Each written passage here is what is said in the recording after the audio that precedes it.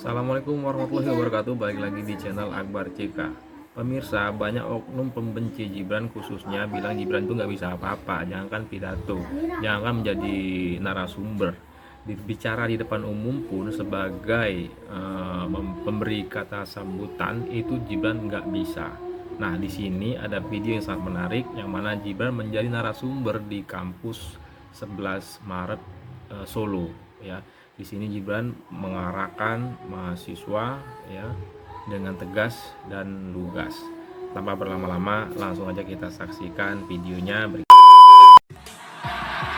Udah nyala. Oke, Mas Gibran ini kita ketemu mungkin ada 5 tahun yang lalu barangkali Mas ya? Iya Mas Alfi itu masih di CNN. CNN. Saya mau wawancara beliau di CNN. Mas waktu awal-awal cerita, waktu itu Mas Gibran usia 32 ya memulai. Waktu usia 32 itu, saya nggak membayangkan apa yang Mas hadapi gitu. Bagaimana kemudian Mas mempersiapkan diri untuk menjadi orang yang memimpin cukup banyak ASN waktu itu, perangkat pemerintah, dan memimpin satu kota. Persiapannya ada nggak sih Mas? Ada rasa saya bisa apa enggak? Karena itu hal-hal yang biasa terjadi di anak muda ketika mau melaksanakan sebuah kerja. Nggak harus kerja besar, kerja apa saja gitu. Ya kalau saya sih santai aja sih. Filosofinya apa Mas? Filosofinya Mas? Nggak punya filosofi. Ya memang awal saya menjabat tuh banyak banget challenge-nya ya. Awal menjabat langsung COVID. Kita kan nggak menyangka ya ada COVID. Itu kita boleh nampilin data BPS nggak? Oke. Boleh nggak? Boleh. Ada datanya sudah disiapkan? Enggak, kalian harus lihat datanya ya. Soalnya saya nggak mau ngomong tanpa data. Dengar, beliau nggak mau ngomong berstatement itu tanpa data, harus berdasarkan data ya, bukan omong-omong belaka.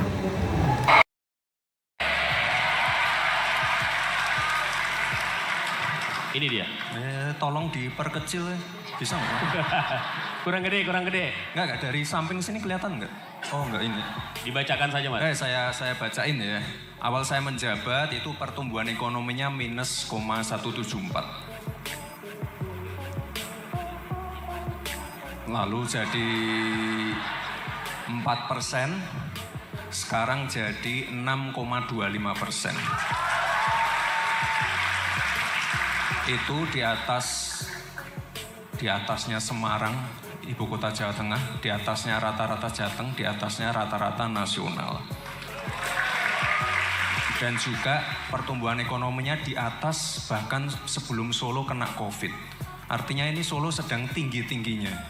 Perputaran uang dan dinamikanya lagi tinggi-tingginya. Kalian ya dari Jumat sampai Senin hari ini isinya konser semua loh Solo. Ntar malam gratis. Gratis Mas, gratis. 100.000 lah Mas. Ya mungkin didiskon 50 ya karena Niji nggak ada giring mungkin 50. Tapi intinya ini teman-teman semua ya. Lanjut, kita review dulu video berikut ini ya, yang maki-maki yang ngatain Gibran ya. Buat satu kalimat pun tidak mampu. Pidato Gibran pertama adalah tenang. Saya sudah kita krisis literasi, tidak mampu untuk mengucapkan pikiran dengan gaya diplomasi tajam. Padahal saya berangkat tadi negeri ini diasuh oleh Prabowo di hal berawal kemerdekaan dengan kemampuan intelektual yang kuat. Kita punya wakil presiden yang bisa cuma tangtung gitu. Suruh sambutan nggak bisa. Itu Pak, itu mohon maaf dengan segala hormat. Bicara di MTQ itu nggak ada substansi. Hahaha aja boleh, bisa ya. Nggak perlu ngomong angka, data apa, nggak perlu. Hahaha aja. Itu pun nggak bisa dikasih sambutan. Padahal panitia ulang-ulang, mohon Bapak Wakil Presiden memberikan sambutan. Bayangkan Pak, kita punya wakil presiden yang bisa cuma tangtung gitu. Suruh sambutan nggak bisa. Kemudian banyak acara-acara dia yang memang dia nggak ada isinya. Pertumbuhan ekonomi naik, PDRB naik, IPM naik, pengangguran terbuka turun, angka kemiskinan turun. Intinya apa? Apa yang sudah kita lakukan bersama di tahun 2022 kemarin itu sudah benar. Kita banyakin event, kita genjot pembangunan fisik. Pembangunan fisik pun kita pilih dan pilah yang ini, yang benar-benar punya tendangan yang bisa dirasakan langsung ke masyarakat. Kita boleh tampilin lagi nggak? Saya nyiapin materi banyak banget ini. Next. Ah, ini sudah ada yang pernah ke Pracima belum? Ke tempatnya Kanjeng Gusti? Belum.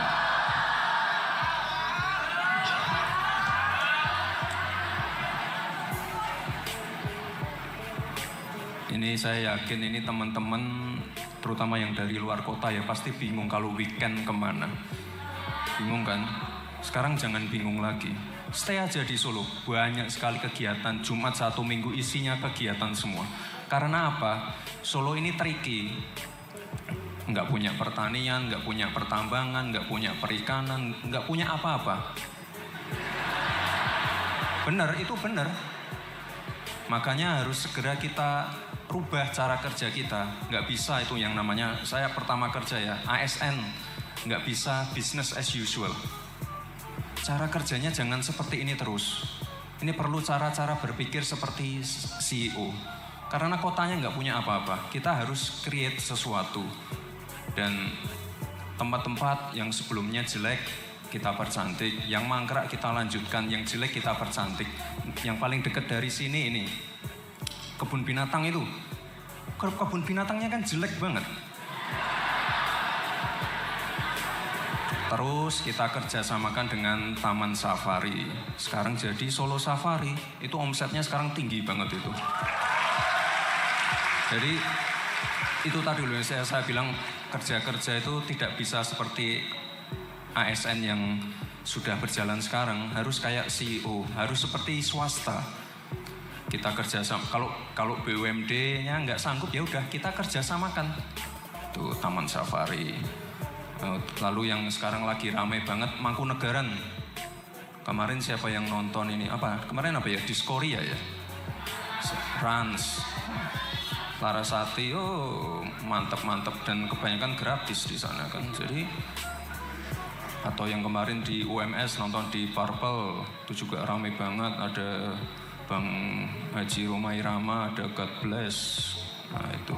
Ini nendang banget untuk pertumbuhan ekonomi, nendang banget untuk okupansi hotel, pemasukan ke daerah juga tinggi. Intinya Solo harus seperti ini terus. Jangan sampai Sabtu Minggu tidak ada event. Jangan sampai ada destinasi yang mangkrak. Makanya kemarin saya ngotot banget, Keraton Kasunanan harus damai. Kalau nggak damai, nggak ada yang nomor 17 itu. Teman-teman yang ke keraton pasti kecewa kan, kok keratonnya nggak pernah disentuh, nggak pernah gimana mau menyentuh kalau yang punya masih seperti itu. Tapi sekarang sudah beres, anggarannya sudah nyantol ke sana, nanti akan segera kayak saya perbaiki ya. Ya itu Mas, kira-kira Mas. Mas, tapi menarik ya apa yang Mas sampaikan itu, nggak bisa bisnis as usual. Sebelumnya Mas Gibran itu kan memang banyak kerja di korporasi gitu. Apakah kemudian memang harus ada pola yang diubah dan mengubah mindset tuh gimana caranya Mas? Dari yang tadinya susah ya. Susah. Misalnya saya minta A ya, A itu tidak langsung dilaksanakan. Saya minta kebun binatangnya diperbaiki. Siap Bapak? Dikaji dulu, rapat, survei lapangan, habis survei rapat lagi, dikaji lagi, ditelaah. 1 tahun, 2 tahun, hilang, nggak jadi. Itu benar loh, terjadi loh. Makanya saya turun langsung, saya cari investor. Dan ini investornya carinya susahnya setengah mati karena sebelum dapat Taman Safari saya ditolak beberapa investor. Jadi kerja-kerja tuh dibuat mudah aja Mas.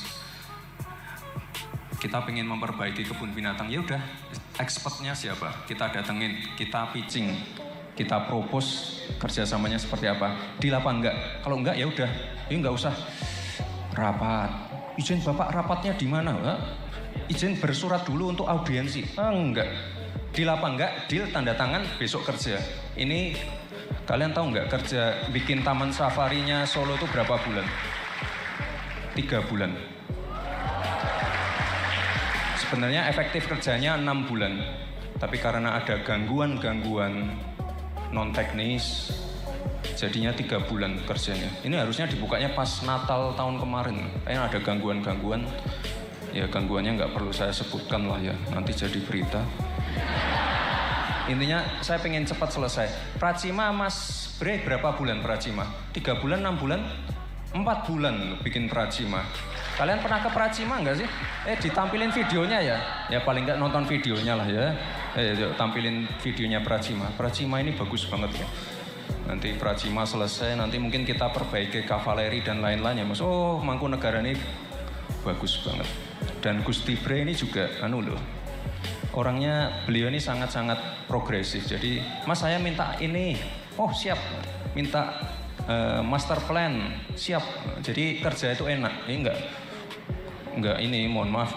Izin Kanjeng Gusti, saya izin audiensi, apakah harus bersurat dulu, minta waktunya? Enggak, saya kan kantor saya kan dekatan dengan Mangkunegaran. Mas saya makan siang ya? Makan siang, Mas ini boleh enggak? Besoknya jalan, itu loh cara-cara kerja seperti itu, jadi enggak, aduh. Nah ini masih waktu belum selesai.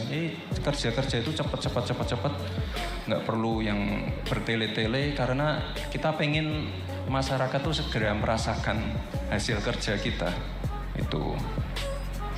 Ini kita sangat seneng ya ngelihat ini dua anak muda, energik, dinamis, kerja cepat, kerja cerdas. Ini merupakan contoh bagaimana seharusnya gerakan demi Indonesia itu terlaksana gitu. Kendalanya sekarang gini deh Mas, barangkali komunikasi antar generasi itu jembatannya gimana? Bagaimana waktu Mas berhadapan dengan generasi yang berbeda gitu ya? Kita kan mau cepet nih, anak muda. Kok kita sih, teman-teman lah, kalau saya udah tua barangkali. Anak muda tuh kan maunya cepet, dinamis gitu. Kemudian menggunakan berbagai device, teknologi. Sementara orang tua itu kan A ke B ke C ke D gitu. Komunikasinya gimana Mas? Ya kalau sudah mendapatkan amanah menjadi pemimpin ya harus bisa mendrive semua yang ada di bawahnya Mas, entah itu boomer, milenial, Gen Z. Kalau saya sih, kalau menegaskan ke tim ya, saya pasti pengennya ini, pokoknya ini, nggak ada kompromi. Oh kalau A, kalau B, kalau C gimana Mas? Nggak.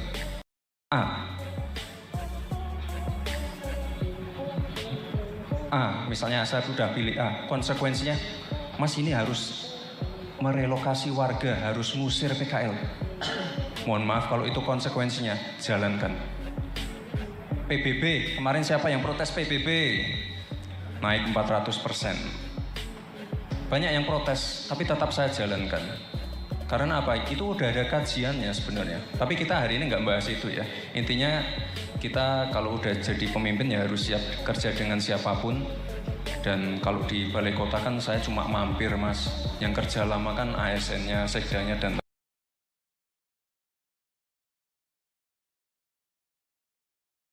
lain-lain. Ya kita harus menyesuaikan. Tapi kalau sudah diberi target, warga sudah ada kepercayaan dari warga. Apalagi kalau ada keluhan-keluhan dari warga, misalnya jalan berlubang ini itu harus diselesaikan dengan cepat. Jadi nggak bisa yang namanya, wah kita ini anggarannya dulu Pak, ini dulu survei lapangan dulu Pak. Oh kelamaan itu. Mas Gibran ini juga menarik ya teman-teman, benar-benar mencitrakan anak muda gerakan yang dilakukan, termasuk juga aktif di sosial media. Dan di sosial media itu kita tahu lah Mas Gibran, mulut netizen yang maha agung itu pedes-pedes gitu ya. Tapi Mas Gibran bisa tampil di Twitter dengan cara yang sangat-sangat santai, bahkan lebih banyak ngejokesnya, nggak terlalu serius gitu menanggapi berbagai permasalahan. Apakah kemudian itu juga menjadi sarana yang penting menurut Mas Gibran? Ya jangan terlalu diajak serius Mas, bener. Soalnya anak-anak ini nggak bisa diajak serius. Sekarang saya di Twitter, saya posting data BPS, apa ada yang mau komen? Nggak ada kan? Saya posting sandal hilang, oh.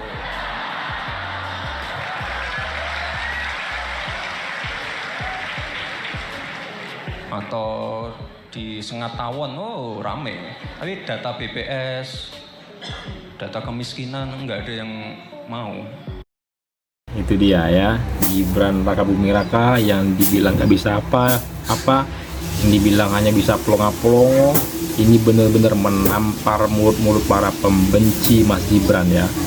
Bagaimana tidak, selama ini selalu dianalogikan pelongo-pelongo, ternyata luar biasa, isinya daging semua ya. Oke. Saya rasa demikian dulu konten kali ini, semoga bermanfaat ya. Jangan lupa like, komen, dan subscribe-nya. Assalamualaikum warahmatullahi wabarakatuh. Salam sehat selalu.